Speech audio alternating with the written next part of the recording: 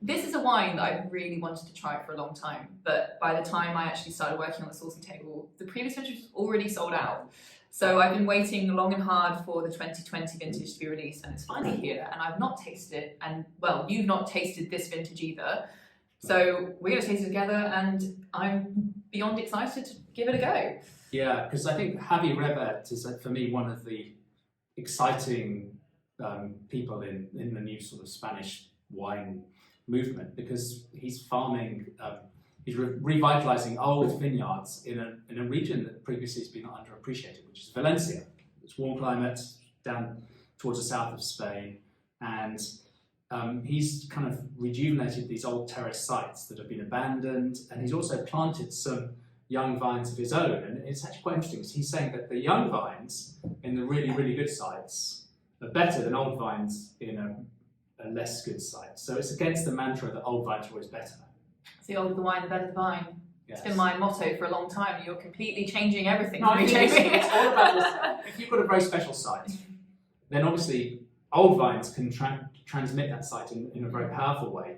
But young vines can as well to a degree. But if you've got a site that's mediocre and very fertile, you know, the bottom of a valley in the old world, you know, where the soils have accumulated, and then even if the vine's old, it's not necessarily going to produce magic. No, and that's a very good point. You know, it's all to do with the site. Like if you have a poor site, it doesn't matter how old your vines are. It's not going to be particularly exciting regardless. Whereas, so this is interesting. This is a blend of things. Garnacha, Bonnequer, and Arcos. Mm-hmm. And so they're not varieties that people know very well apart from Garnacha. Yeah. And made quite traditionally, quite naturally. I'm a really big fan of his white. That nose is beautiful. And I love the purity in the white that he makes, and it's got so many dimensions to it. Yeah. And this already just smells so vibrant, and it's just sort of sour fruit and cranberries and cherries and everything just jumps right out of the glass at you. It's lovely intensity. It's got that kind of floral cherry fruit character, and I think it's really beguiling.